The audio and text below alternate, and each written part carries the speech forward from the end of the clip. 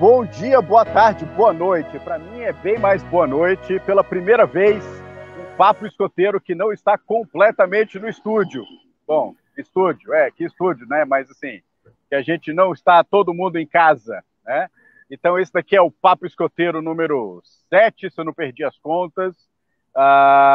Bruno, quem é o nosso convidado hoje? Bom dia, boa tarde, boa noite, Marcelo. Eu tô com uma inveja de você estar aí na natureza, ao ar livre, cara, e a gente aqui em casa, né, nessa coisa urbana, né? Mas tudo bem, faz parte. Se Deus quiser, daqui a pouco a gente chega lá.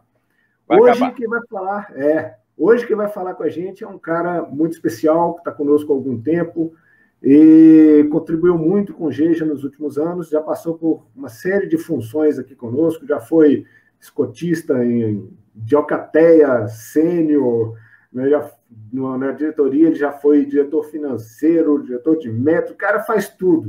O que joga na frente dele, ele traça. É fantástico. Aí. E eu queria chamar aqui para entrar com a gente o nosso querido Hugo Salles. Hugo! Eu devo comentar a frase do que o que passa na frente ele traça, porque eu poderia fazer muitos comentários não apropriados a essa faixa etária, certo? É melhor não, porque quando a gente for colocar isso no YouTube, a gente tem que colocar lá que é apropriado para crianças, tá? Eu imaginei, então eu vou ficar quieto. Boa noite para vocês. Não estou com inveja do Marcelo. Estou com inveja do Bruno, porque tem uma sala bem iluminada. A minha é uma porcaria de iluminação. Tem que colocar uma luminária na minha cara. Mas fora isso, tudo bom, tudo bem, tudo na medida do possível, bem.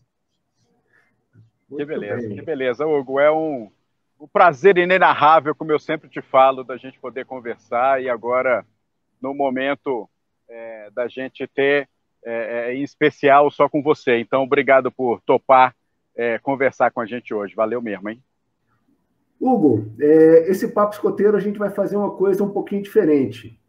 Ao invés de eu e o Marcelo conversarmos com você, a gente pediu antecipadamente, tem assim um mês, a gente solicitou para todos os chefes do Geja, todos os adultos voluntários, que mandassem perguntas ou fizessem declarações de amor para você.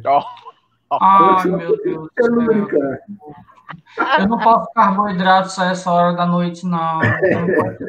Na verdade, originalmente era para ser perguntas, né? Mas começaram a surgir declarações de amor, então a gente não pode negligenciar isso, né, Hugo? Aí eu tenho... não posso falar coisa demais. Meu Deus do céu!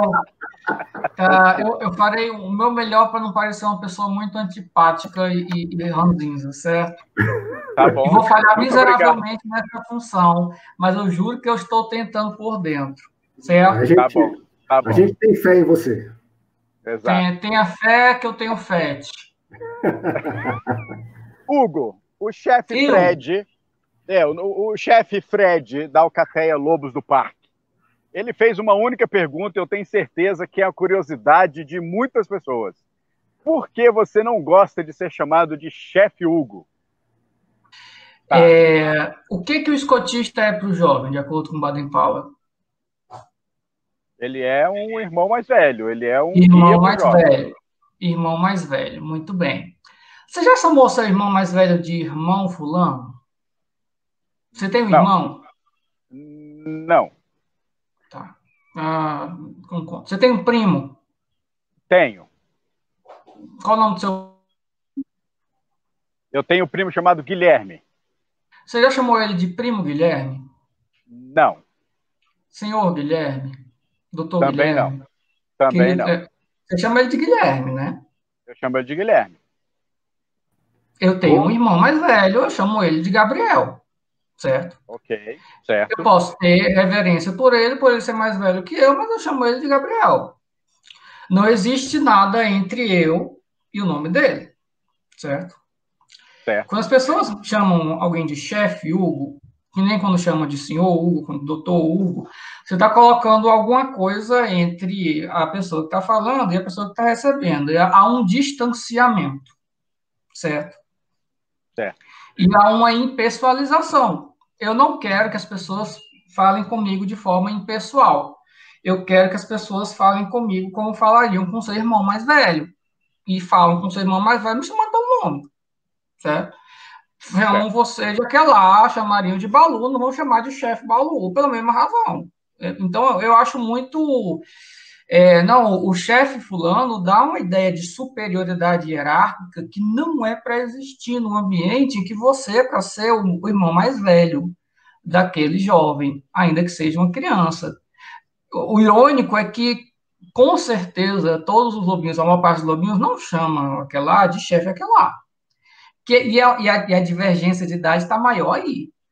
Mas quando a divergência de idade diminui, o pessoal chama mais de chefe, eu não entendo isso. Mas a ideia é essa. Eu não quero que nada esteja entre eu e o jovem na nossa comunicação. Entendido, perfeitamente entendido.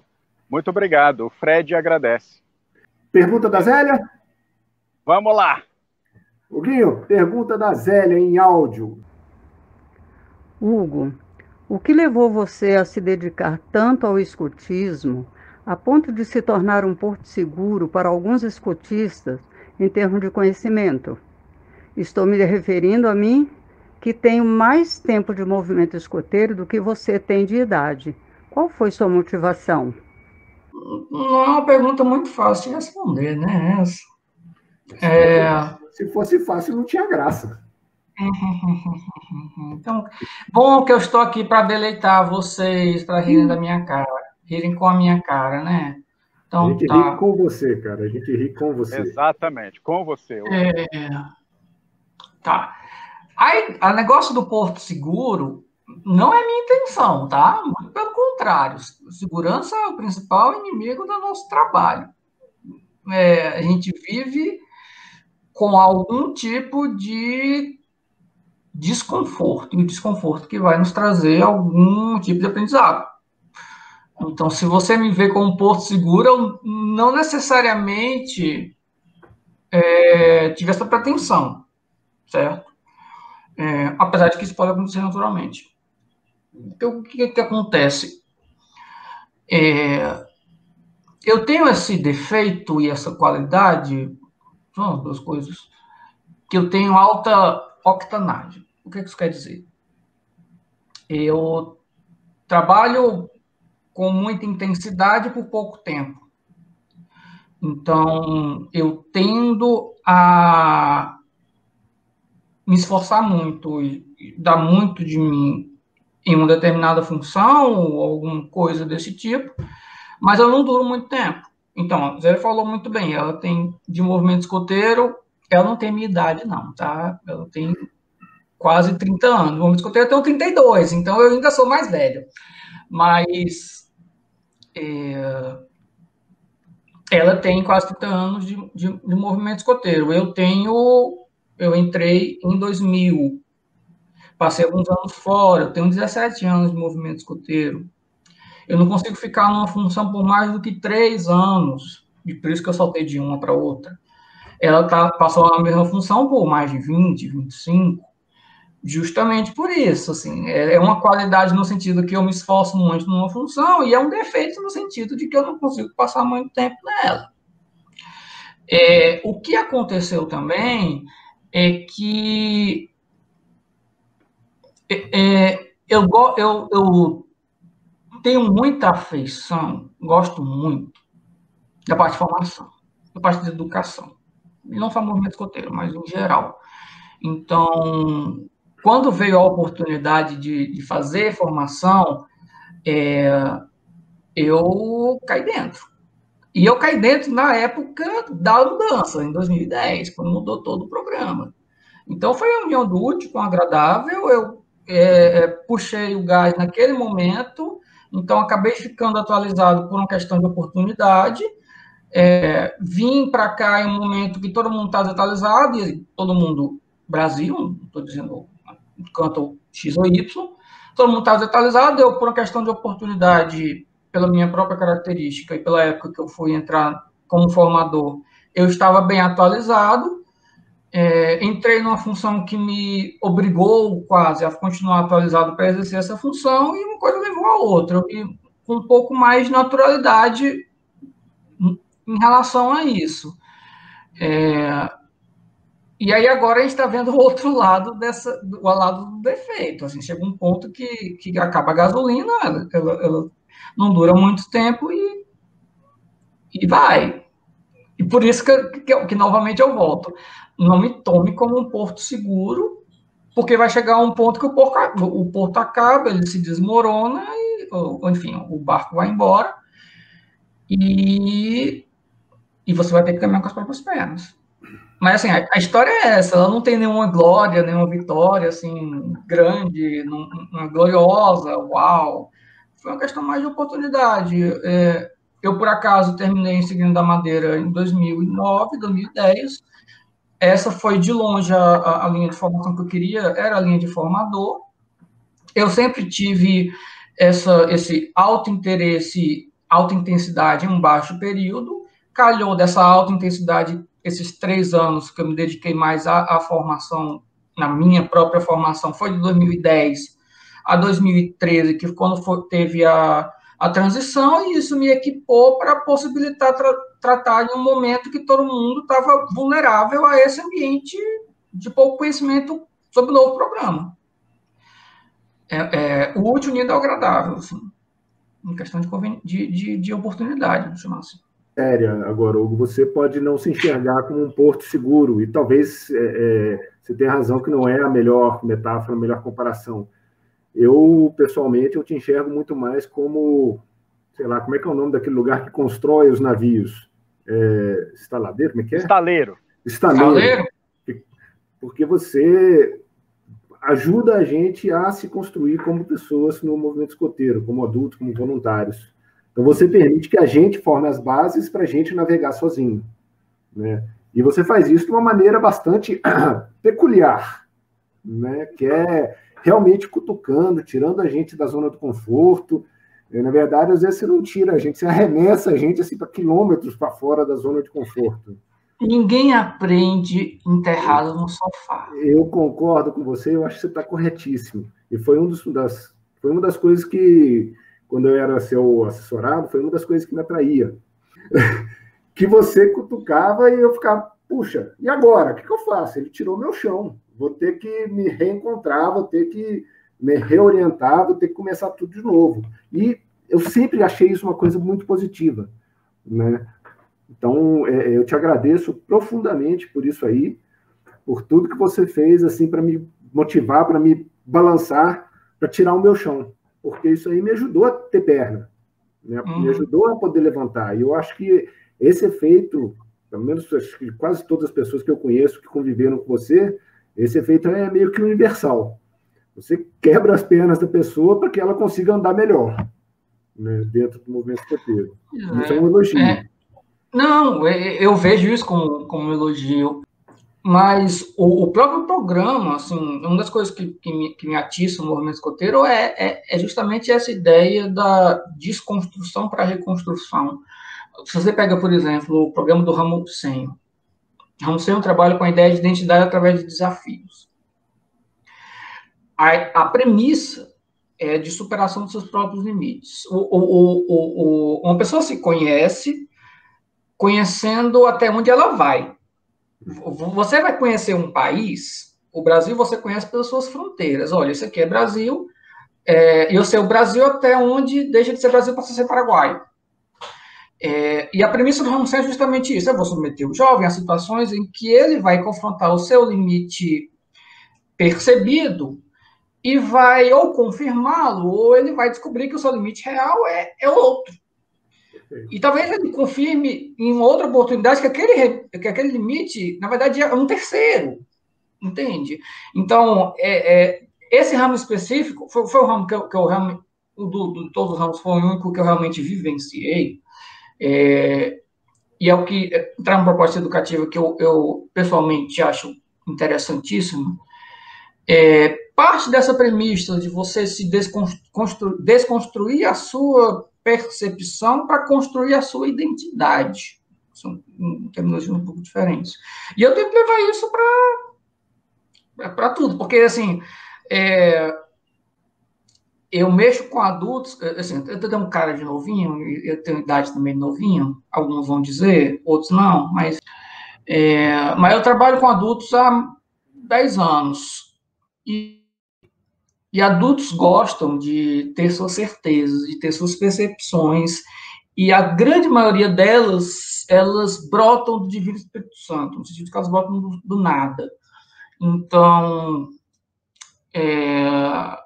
eu acabo tendo que, de uma forma quase natural, tendo de ter essa atitude de quebrar as suas percepções de uma forma até mais violenta do que eu teria se eu fosse chefe de senho, porque o senho, ele, pela idade, ele tem, as percepções dele são poucas, algumas, assim, alguma percepção de mundo aqui e ali, não são tão estáveis. O adulto tem muitas, e são muitas infundadas, ou pouco fundadas, ou com base em achismos, enfim. E aí, essas aí têm que ser tratadas com mais violência para que ele realmente pense por si e estabeleça a identidade das formas de trabalho que sejam baseadas em coisas que ele realmente acredita, com base em fatos, enfim, em método, certo? É por isso que eu sou um pouco mais agressivo, vamos chamar assim, com meus assessorados. Alguns funcionam bem nesse ponto, alguns não funcionam nem um pouco bem nesse ponto. Mas, enfim, a vida é assim. Vamos lá, posso seguir aqui, então? Vamos lá. Eu sei que a Betinha, ela fez uma sequência de perguntas, e algumas delas estão encadeadas, que tem a ver com a sua chegada no movimento escoteiro e depois a sua chegada no Geja.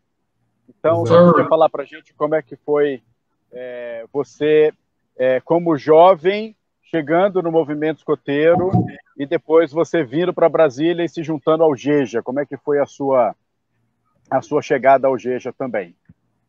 Tá. Os dois processos não têm nada a ver. Nada a ver, sim. Como é que eu cheguei no movimento escoteiro? Minha irmã entrou em 98. Eu falei que eu entrei em 2001, eu devia estar bebendo. Eu entrei em 99. Minha irmã entrou em 98. Na época, meu prédio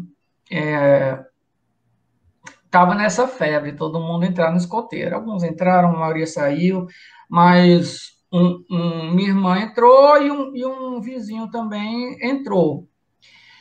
E eu acabei entrando, assim, fui lá conhecer um dia e fiquei por inércia. Eu digo fiquei por inércia porque eu não gostava. Eu não gostava nem um pouco, era trabalhoso, tinha que se esforçar. Eu era um menino de 10 anos, absolutamente preguiçoso, então não gostava mesmo, mas ia enfim, ia. E fiquei por 1 ano e meio. Um belo dia 1º de abril de 2001, minha mãe pergunta: Hugo, você quer sair do movimento, do escotismo? Aí eu quero. Eu lembro que era 1º de abril porque eu achei que ela estava brincando comigo. Que ela me forçava a ficar para ser a minha atividade física. Né? Normalmente eu era bastante gordinho para época, não que eu seja agora o símbolo da magreza, né? Mas eu era bem gordinho para a minha idade, e aquele era um momento vida ao ar livre, enfim. Então ela gostava que eu ficasse, mais por isso que provavelmente pela proposta educativa. E aí chegou um dia: olha, se você quer ficar, se quiser sair, pode sair. Eu não quero sair. É isso aí. E retornei em 2004, 2 anos depois, 3 anos depois, 2 anos depois. Não, eu saí em 2002. Não, 2001, voltei em 2003. 2 anos depois. No Jamboree de Calcaia, foi em junho, eu voltei em setembro. Eu estava com 14 anos, minha irmã ficava me enchendo o saco. Eu já era já mais adolescente, já tinha uma visão de mundo um pouquinho melhor, não muito melhor, mas um pouquinho melhor. E aí eu fui também e deu mais liga, tinha um grupo de amigos interessantes que até hoje a gente tem contato. Mas assim, eu entrei a tiracolo, né? Entrei a tiracolo da minha irmã. numa febre que tinha assolado o prédio. E como é que eu entrei no Geja? Quando eu sou meio que tomado pela inércia. Eu fiquei como senho e fiquei, tinha 14, 15, 16, tornei pioneiro, nunca faltava, assim, não morria de amor, escotismo minha vida, não tatuei escotismo no meu braço, mas eu ia todo sábado, gostava das pessoal, gostava muito dos meus amigos de lá, muito. Alguns escotistas eu gostava muito, tipo, eu tive um chefe escoteiro chamado P3, de São Paulo, gostava muito dele, tinha atividades muito interessantes, eu aprendi muito com ele. E as coisas evoluíram, e você imagina, eu vim para cá em 2013, eu passei de 2003 a 2013 todos os sábados indo para o movimento escoteiro. Eu venho para cá, chega o sábado, você olha para um lado, olha para o outro, e aí, o que eu vou fazer, né? E agora, né? O que eu vou fazer? Num sábado, eu tive a distinta honra de dormir até as 4 horas da tarde, eu não sei como, né? Devia ter trabalhado até tarde um dia, mas no outro você ficava olhando para um lado, olhando para o outro. O que eu vou fazer, né? Enfim. Quando eu vim para Brasília, a única pessoa que eu conhecia era a Carmen Barreira. Ela participou dos cursos de formador que eu fiz em 2011, 2010, 2011. E quando eu vim para cá, eu vim uma primeira vez para tomar posse, no começo de novembro de 2013, e fiquei em definitivo 2 semanas depois. E quando eu vim da primeira vez, eu fiquei na casa dela. E no sábado, ela estava fazendo umas visitas a uns grupos escoteiros por conta do Ajure de 2013. E o Ajure de 2013, não sei se vocês vão lembrar, a alimentação era por patrulha e era com espiriteiras. E estava tendo instrução das espiriteiras. E ela foi ver nos grupos como é que isso estava acontecendo. E ela foi visitar 2 grupos. Foi visitar o 8º, foi visitar o Geja. E a gente foi primeiro no Geja. O Léo estava fazendo uma instrução sobre espiriteira, uma instrução com um bocado de menino. E eu lembro da Manu deitado num banco, inclusive. Aí o Átila falou, assim, o que me atraiu no grupo foi a quantidade de sotaques nordestinos por metro quadrado. Bem francamente. Certo? Isso é um bom critério de escolha. Ótimo. O Átila disse, vem visitar a gente. Espero você. Aí eu, tá, né? Só que a diferença é que eu costumo cumprir promessas, né? Infelizmente. Isso é um péssimo hábito que eu estou tentando remover. Mas, enfim. A gente fez a visita, conheceu, pessoal bacana, mas, enfim, visita rápida, pay buff, e eu fui lá para o 8º, e aí foi. Uns 3 semanas depois, foi tipo, final de novembro, dia 25, dia 16 foi sábado, dia 23 foi dia 30, eu vou chutar dia 30. Eu fui. Meu sábado eu estava numa crise existencial, estava tendo como é que é? Abstinência? Abstinência, obrigado. Voz sem corpo. Estava tendo abstinência, aí eu não, para onde é que raios eu vou? Aí eu fui lá pesquisar a Geja, tá. Fui lá. E aí, no dia que eu fui, o Átila pegou de alguma gaveta um modelo de certificado mais velho que eu já vi na minha vida e me nomeou diretor do método educativo da adjunto. Assim, eu fui lá, ele me disse, oi, Carmen falou sobre você, estamos sendo diretor de métodos educativos, você vai ser o adjunto. Eu, tá. E assim começou a nossa saga, né? Fui para a Indaba de 2013, conhecia Seu Ninguém, todo mundo me olhava com cara de desconfiança, ou era eu que imaginava cara de desconfiança nos outros, enfim. Em 2014, comecei a revolucionar o mundo, revolucionando as cerimônias.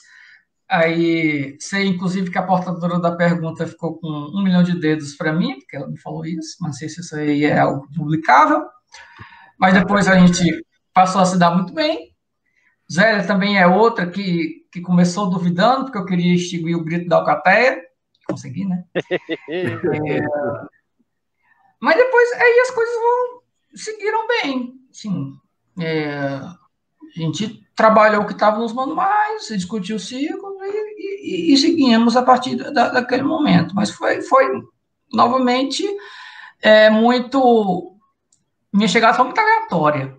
Não conhecia ninguém do Geja, absolutamente, ninguém me recomendou o Geja. Foi o sotaque. E eu falo isso, foi o sotaque. Não, porque eu ouvi uma régua lá e eu achei bacana. Isso é muito bom. Sorte nossa.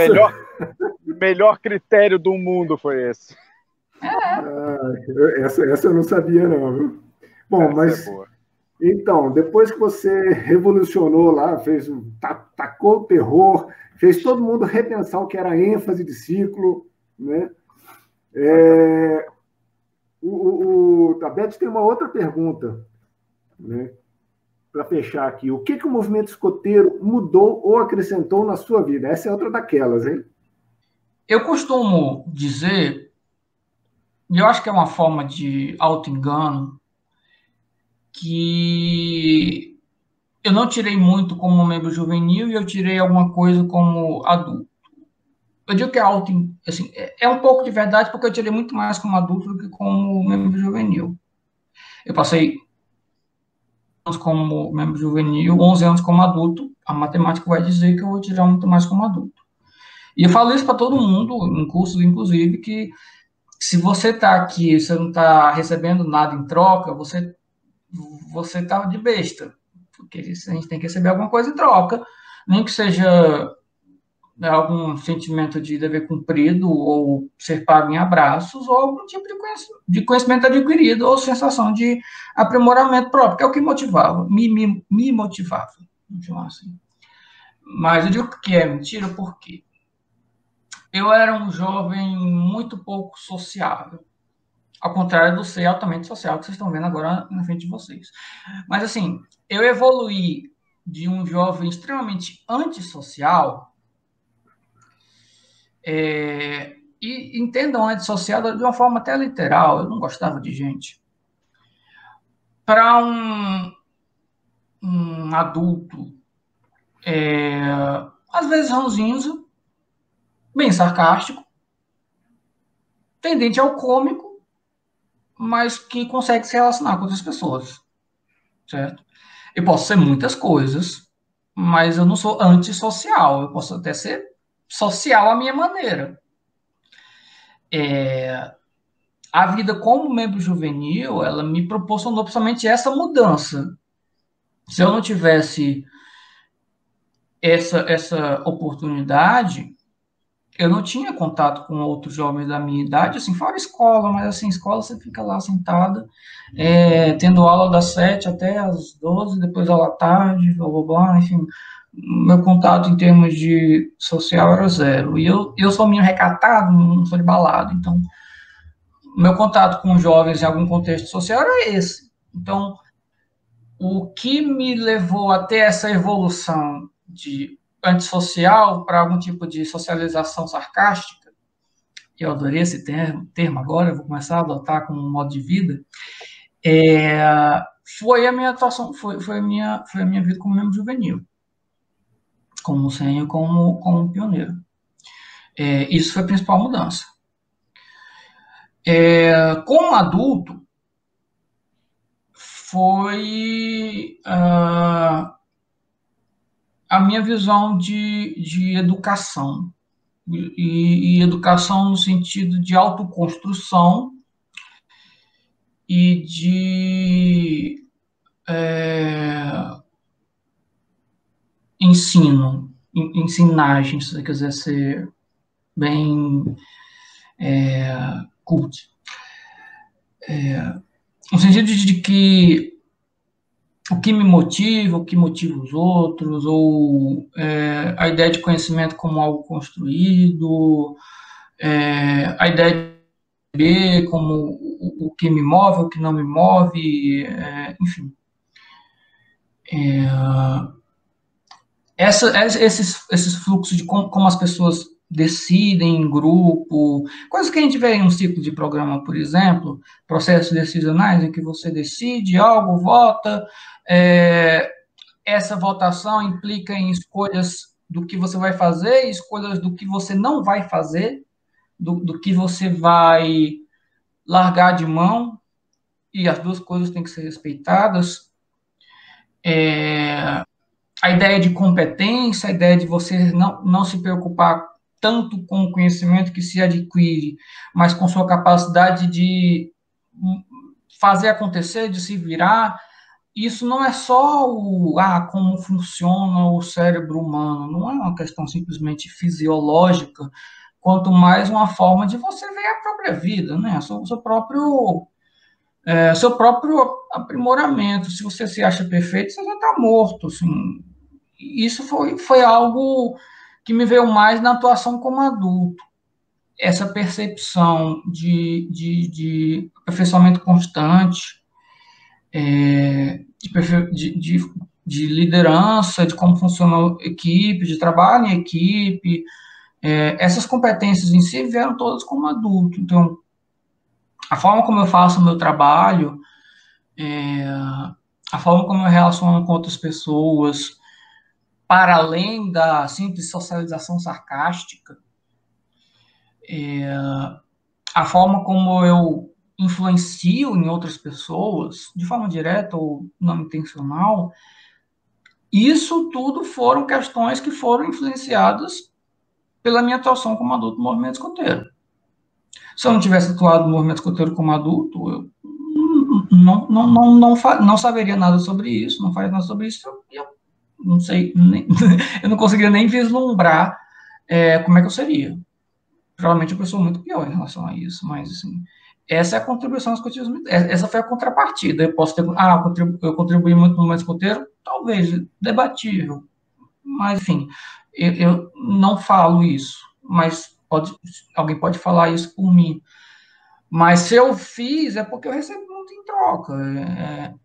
Essa oportunidade de conhecer e pôr em prática esses conceitos de autoaprimoramento, aprimoramento dos outros, como assessor pessoal, por exemplo, de trabalhar competências, de trabalhar em equipes, de crescer, trabalhar com crescimento, de criar do zero grupos escoteiros, de fomentar interesses, me desenvolver, me ajudou a melhorar muito como pessoa, e foi a contribuição que o meu escoteiro fez para mim. Então, foi uma troca nesse sentido.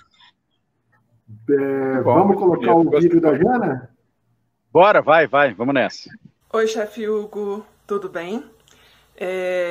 Você tem uma trajetória longa no movimento escoteiro e imagino que tenha tido vários momentos que te marcaram. Mas eu gostaria de saber se tem um momento dentro do movimento que o marcou mais e por que esse momento te marcou. É isso. Sempre alerta. Isso aí me pegou de calça curta. Muda mesmo. Mas me pegou de calça curta. O momento que tem me marcado, muita gente teve muitos momentos assim, bem marcantes. Primeiro curso avançado, Conquista da IEM. A conquista da IEM não foi muito marcante, porque ela foi, como é que eu posso dizer? É uma história em si, mas, enfim, não vem ao caso agora, talvez depois. Mas, como jovem, eu não conquistei nenhum distintivo, essa foi a minha marca pessoal, eu consegui a proeza de ser absolutamente incompetente como jovem. Nem uma especialidadezinha, essa é meu orgulho, eu não conquistar nada como jovem. Péssimo exemplo para os jovens do Brasil, mas enfim. Jovens, por favor, não assistam essa parte. Se alguém quiser cortar, pode cortar. Mas, cara, assim, o momento que mais me marcou emocionalmente, no sentido que eu dificilmente choro, quase nunca. Uai, eu fiquei pequenininho agora? Praticamente nunca. Enfim, por qualquer razão que seja. O que me levou mais próximo disso foi... Isso vai parecer muito piegas.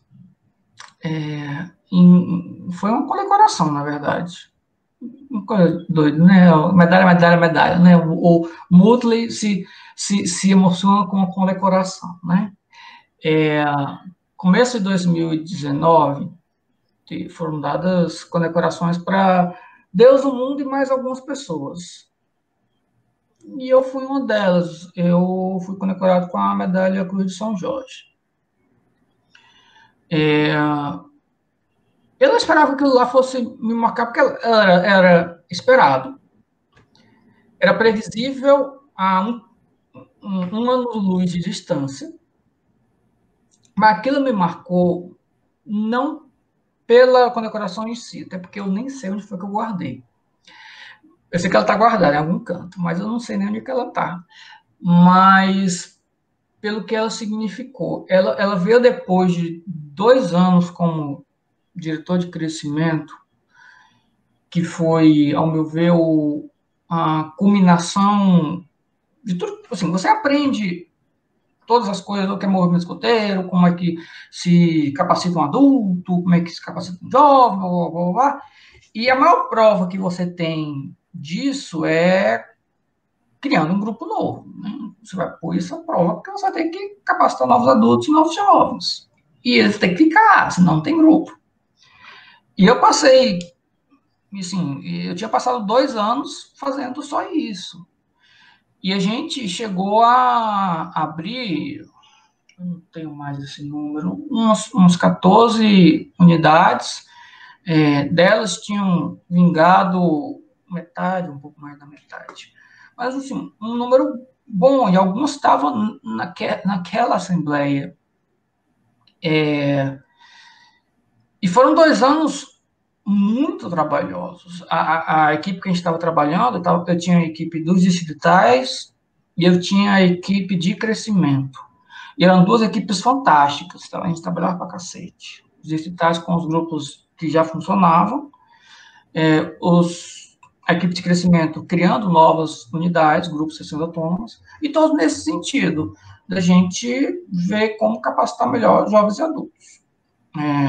Abordagens diferentes, mas nesse sentido.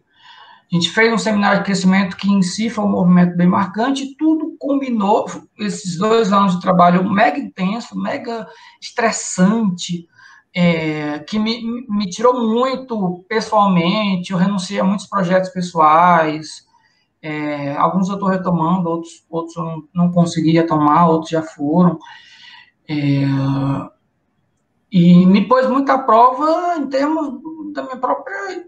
Você disse que você ficou sem chão, aí eu tirei meu próprio chão.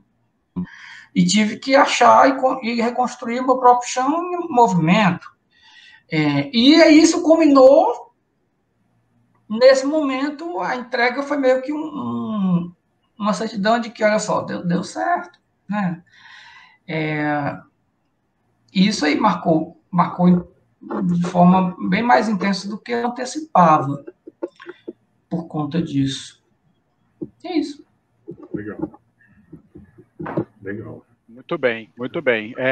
Hugo, eu espero que pelo menos você reconheça também que esse momento aqui, quer dizer, a gente te convidar para poder fazer esse Papo Escoteiro é um momento também de prestar homenagem para você e valorizar tudo que você fez pelo GEJA. Afinal, esse é o objetivo do Papo Escoteiro, né, de forma geral, que é valorizar o trabalho do adulto. E você ter ficado por último no ano e a gente encerrar um ano com você tem esse objetivo também, né, de agradecimento por tudo que você fez pelo GEJA e de homenagear pelo seu trabalho sempre no grupo, né? Ainda mais esse ano, né, que foi um ano que tirou o chão de todo mundo, né? Não sobrou chão para ninguém, né? E você é uma das peças que nos ajudou a terminar esse ano do jeito que a gente terminou. Tá? Não foi só você, mas você teve contribuições importantes, cara. Então... Assim, nesse ponto eu não assumo nenhum crédito, certo? Esse ano foi... Assim, talvez sim, talvez não. A questão, eu volto ao que a Zélia trouxe. A ilusão de segurança, ela é muito potente, a sensação de segurança. E você ter alguém que seja visto como porto seguro pode trazer essa sensação. Então, talvez nesse sentido tenha havido essa contribuição. Agora, se eu perguntar, o que é que você fez? Fora as conversas que a gente teve em relação à tropa escoteira, foi mais uma atuação simbólica do que efetiva. Assim, de março até junho eu não fiz absolutamente nada, certo? Então... Mas eu não quis dizer nesse sentido, não. Eu quis dizer no outro sentido. A sua contribuição nesse ano foi pontual, em alguns casos, como a criação da Tropa Narnia, etc., mas a sua contribuição foi ter deixado as pessoas preparadas para assumir esse papel.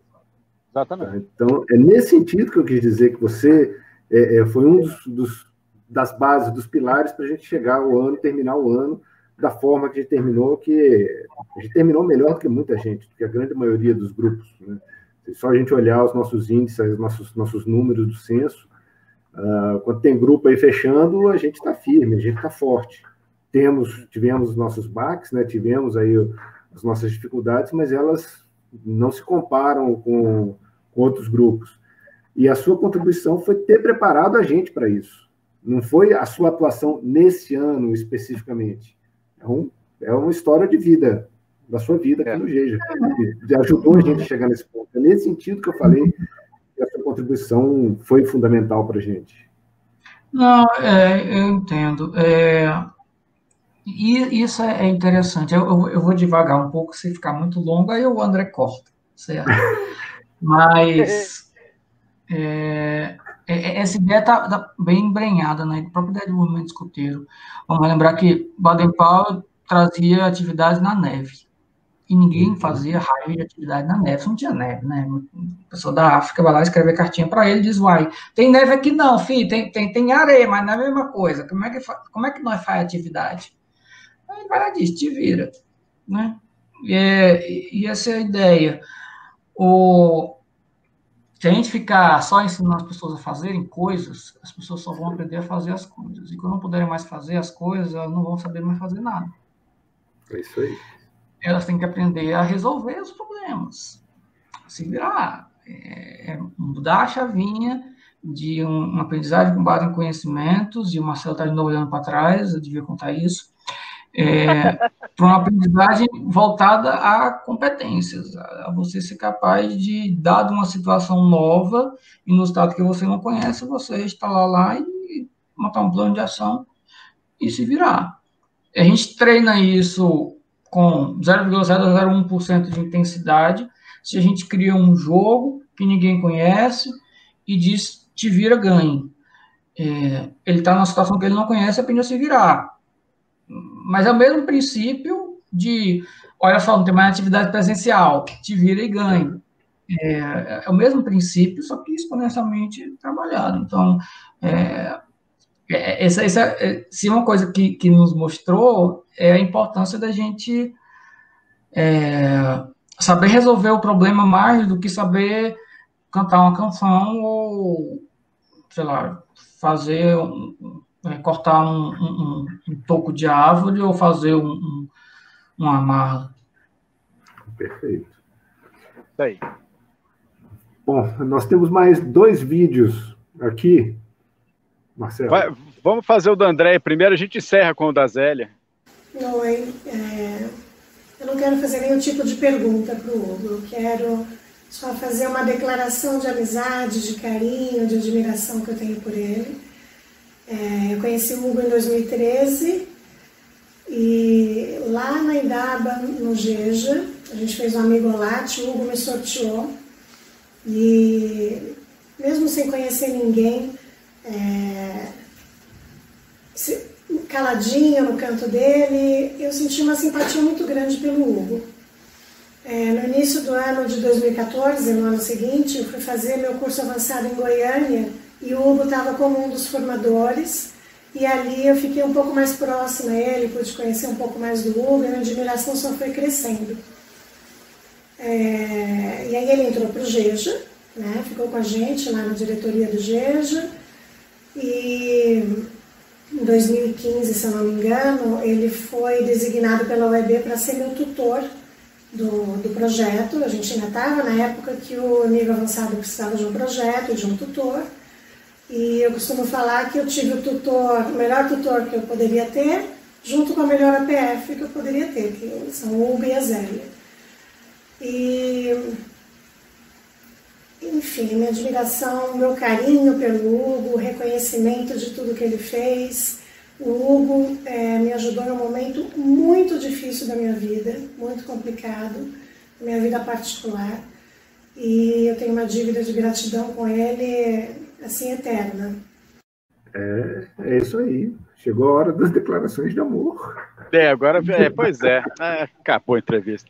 Eu tenho uma história engraçada para contar sobre o Hugo, que eu já contei para ele, o Bruno também você já ouviu, mas agora vai ficar gravada a história se o André não cortar o vídeo. Eu estava fazendo, eu acho que era um CB, o Hugo estava coordenando o CB, e aí as equipes de escotistas se reuniram, e eles tinham que, cada equipe fazia ali o seu grito, né? Então a equipe escolhia um nome e fazia o grito. E aí, eram, sei lá, 5, 6 equipes, cada uma foi fazendo o seu grito, e o Hugo olhando e ouvindo, né, com essa empolgação toda dele, né? E aí chegou na última equipe, a equipe se reuniu. E o grito da equipe era o seguinte: 1, 2, 3, Hugo! Hugo! Hugo! Hugo! Hugo! Hugo! Esse era o grito da equipe, né? E ficou, imagina, todo o curso parado ouvindo aquilo e olhando para a cara do Hugo com essa empolgação toda, olhando para aquela situação. E foi assim o final de semana todo, a equipe fazendo o grito de Hugo. Foi fantástico, espetacular. Eu mereço mesmo, pelo amor de Deus. Tá gravado agora, Miguel, já era. Eu acho que eu estava nesse CD, eu acho que eu participei desse CD, não sei se eu ajudei a coordenar, não sei se eu apliquei algum modo, mas eu lembro de ter visto quando eles deram esse grito. Eu só lembro da cara do Hugo assim, régua. Foi bom demais. Foi mais ou menos assim a reação dele, esse ai. Exatamente. Ai. Bom, vamos lá. O último vídeo aqui é um vídeo da Zélia. Antes disso, eu vou furar o protocolo aqui e fazer uma pergunta de terceiros que não foi gravado. A Kira, muito bem. Minha filha, Kira. Kira.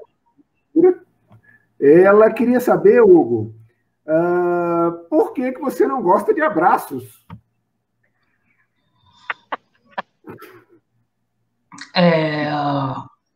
Eu não sei de onde é que saiu isso, não, mas enfim. Lembra que eu falei que eu era um adolescente antissocial? Sim. Deixa eu te dar um exemplo. Eu estava Tinha um nível do meu curso de inglês que toda vez a prova final era uma peça, um vídeo que a gente tinha que fazer. E nesse vídeo, eu, por acaso, era o protagonista e tinha um momento que eu tinha que abraçar com um braço, era uma coisa bem... um colega. Eu não consegui. Assim, eu não consegui. Eu distanciava, assim, pegava, não conseguia aquilo, certo?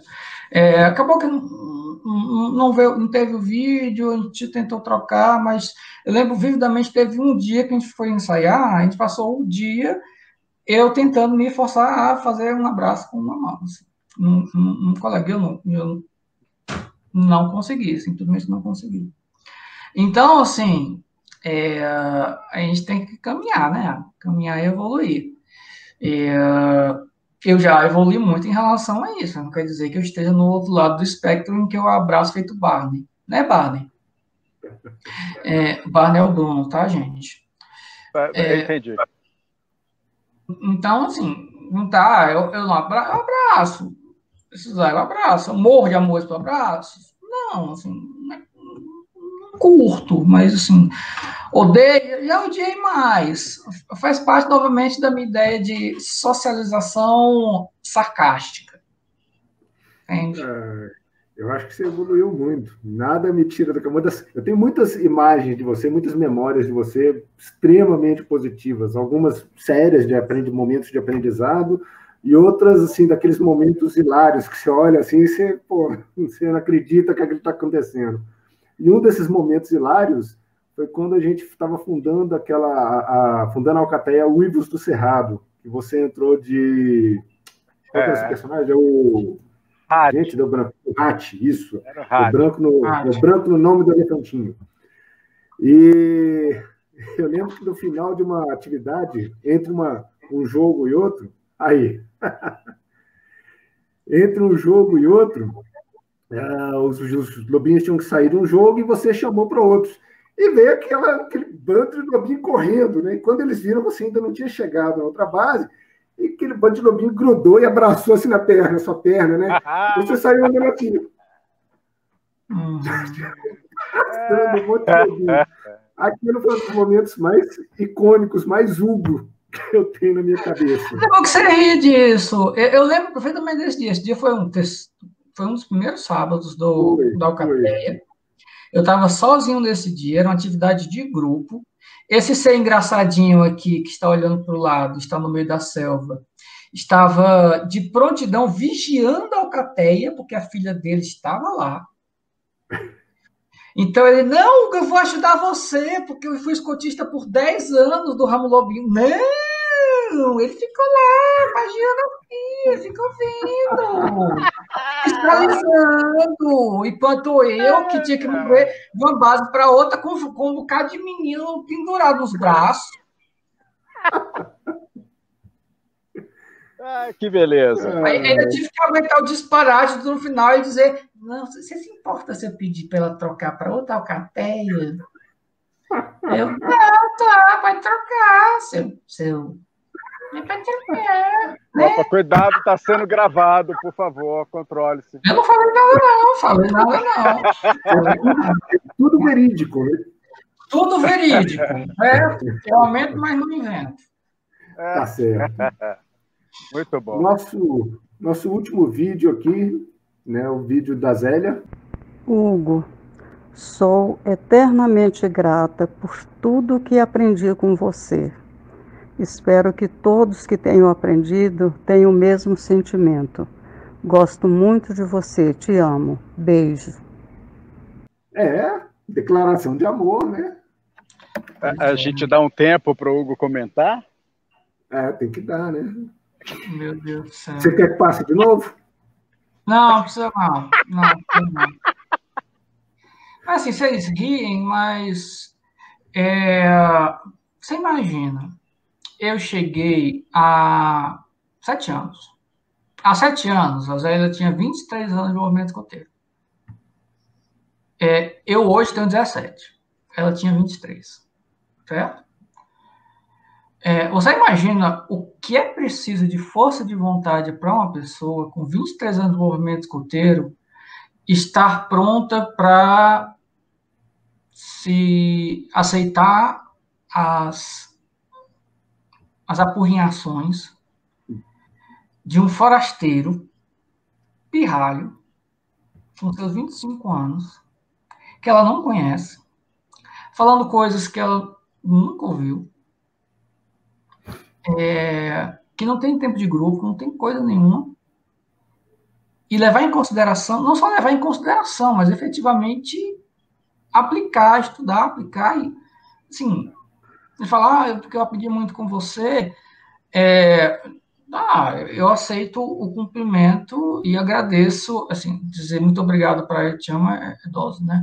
Mas eu agradeço muito as palavras carinhosas e eu tenho um carinho muito grande pela Zélia. Mas ninguém aprende por osmose.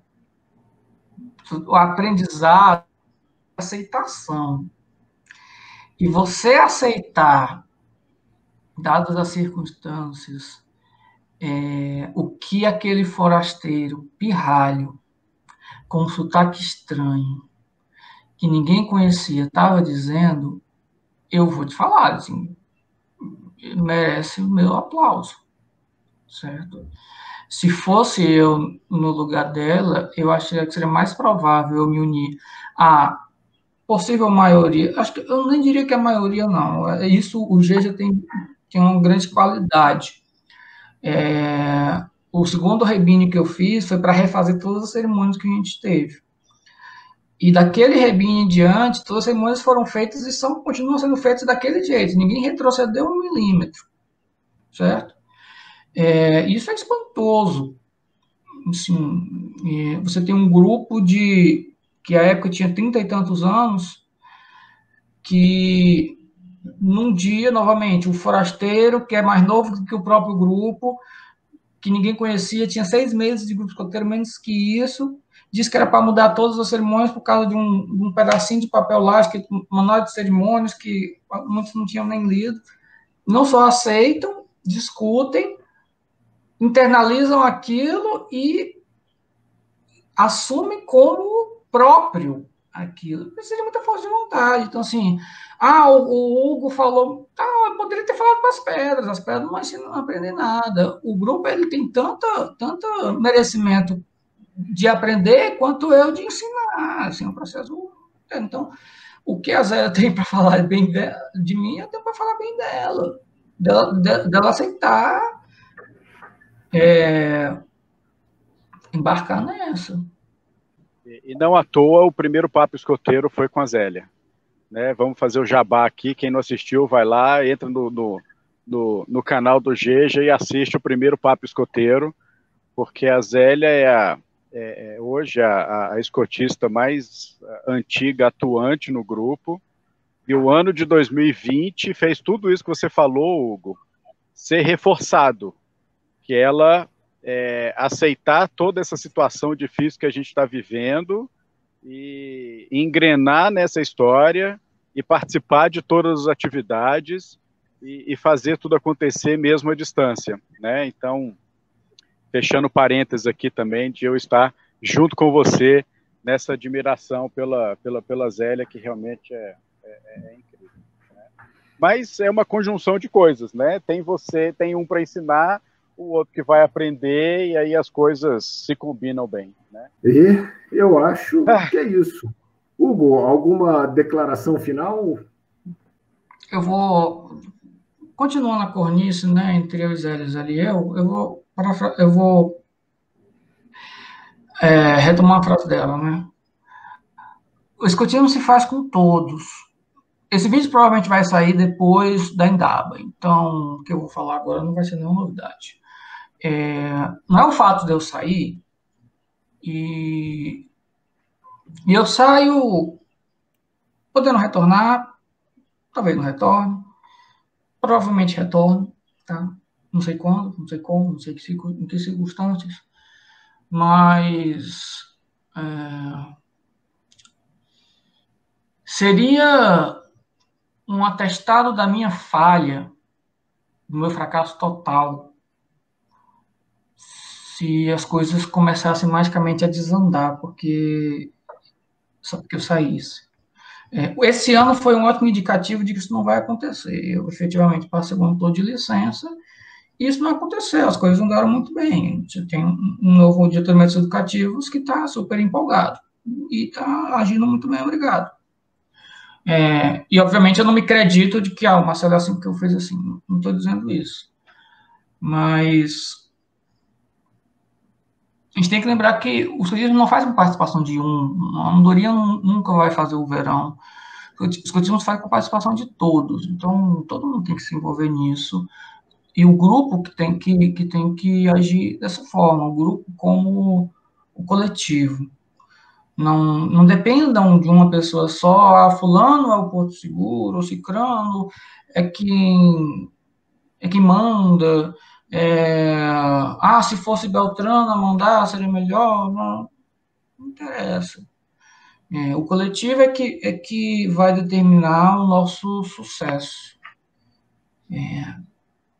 E é isso, eu espero do fundo do buraco negro que as pessoas têm, que eu tenho no lugar do que as pessoas têm no coração, e que o Geja passe por essa tormenta,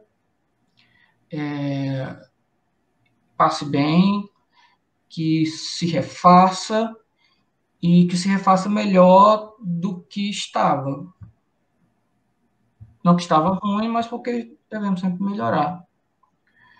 E que a gente continue e que continuamos sendo o Geja, não sendo a tropa X com a tropa Y, com a tropa tal, que por acaso fica no mesmo campo, mas sendo todo mundo, sem depender de uma pessoa só para botar todo mundo junto, e sem depender de uma pessoa só para dizer que o certo é X e que o errado é Y.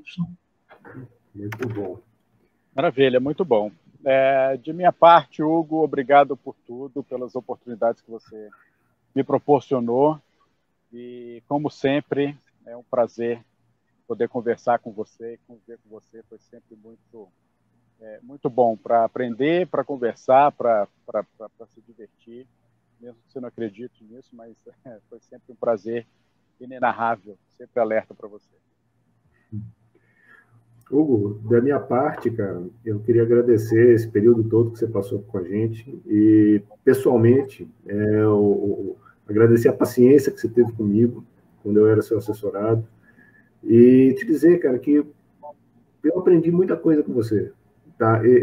Eu aprendi e me diverti e perdi o chão e encontrei o chão e perdi o rumo e eu cresci como pessoa, como adulto no movimento escoteiro. E você tem uma responsabilidade, uma parte muito grande nesse processo de crescimento. Tá? Então, eu tenho uma gratidão gigantesca com você. E eu também queria agradecer essa conversa nossa hoje. Tá? Como todas as vezes que a gente tem uma conversa, cara, eu aprendi muita coisa. Eu escutei muita coisa, eu me diverti, a gente riu aqui, a gente brincou, mas, fundamentalmente, eu, mais uma vez, aprendi coisas com você. Né, com as suas palavras, a forma como você olha as situações, a forma como você se coloca, com a sua humildade. Tá? Então, eu tenho uma gratidão enorme, gratíssimo, por mais essa oportunidade de ter essa conversa com você. Torço, sinceramente, né, que não seja a última e que a gente se encontre aí dentro ou fora do movimento escoteiro o mais brevemente possível, cara. Obrigado. Eu não pretendo ser atingido por nenhum meteoro. Graças a Deus. E nem pegar Covid. Eu não tive essa desonra. Então, a última conversa com certeza não será. Apesar de que eu não sei quando é que vai ser a última vez que a sua esposa vai fazer alguma farra na sua casa, né? Mas... Estamos doido para fazer, cara. Ela seria doida de fazer, né? Pois é. A frase. Então, assim, vamos ter paciência. Então, com certeza não será a última. Então, não se preocupe com isso. Eu que agradeço a oportunidade. Novamente, eu cheguei aqui, uma mão na frente e outra nas costas, conhecendo o seu ninguém, e me presentearam com o trabalho, o sentido de trabalho como uma oportunidade de autoaprendizagem. Então, há uma piada de você entrar e ganhar o título de diretor adjunto, mas eu ganhei muito nessa brincadeira. Então, eu tenho muito a agradecer ao Geja por essa recepção. Recepção em Brasília, recepção nessa nova realidade, recepção na vida de uma pessoa morando sozinha, numa cidade que não conhece. Enfim. E é isso. Eu ia dizer aquela frase na margem conta logo, mas eu acho ela tão piegas que eu vou poupar vocês dela, tá? Então, tchau, tchau. Essa ideia de tchau, até mais. Nos vemos daqui a pouco.